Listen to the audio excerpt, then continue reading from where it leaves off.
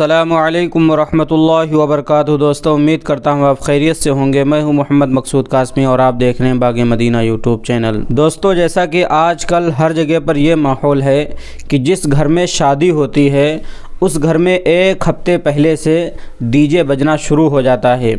मोहल्ले की ख़वातीन, मोहल्ले की लड़कियां आती हैं और उसमें घर वालों के साथ में मिल कर के नाच गाना होता है, डांस होता है। गोया कि ये माहौल एक हफ्ते तक चलता रहता है। कुछ ऐसा ही देखने को मिला एक गांव में कि वहाँ पर भी शादी थी और वहाँ पर डीजे का नज़्म किया गया, तख़्त वगैरह बिछाए गए, स्टेज वगैरह लगाया गया कि वहाँ पर नाच गाना होना था। लेकिन अल्लाह तबारक व तआला को तो कुछ और ही मंजूर था। आप जिनको अभी स्क्रीन पर देखेंगे, माशाअल्लाह उनकी कितनी मेहनत है और जितनी भी उनके लिए दुआ की जाए उतना ही कम है।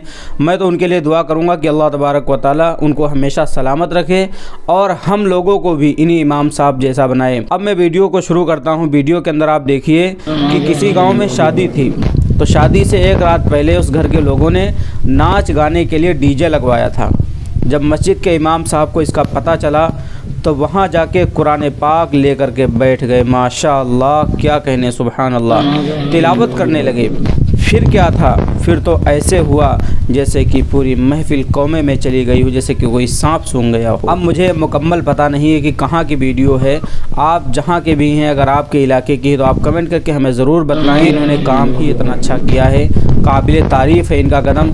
अगर ऐसे ही आजकल उलमा इकराम हो जाएं और अइम्मा इकराम हो जाएं और इस बात की पाबंदी भी लगा दें कि अगर तुम्हारे यहाँ डीजे बजेगा या शादी में नाच गाना होगा तो ना तो हम खाना खाएंगे, ना ही हम निकाह पढ़ाएंगे, और इस तरह की अगर पहल की कुरान पाक लेकर के पहुँच जाएं डीजे के स्टेज के ऊपर, तो मैं अल्लाह की ज़ात से उम्मीद करता हूँ कि फिर किसी की हिम्मत नहीं होगी कि वो हमें हटा सके या नाच गाना वहाँ पर हो सके।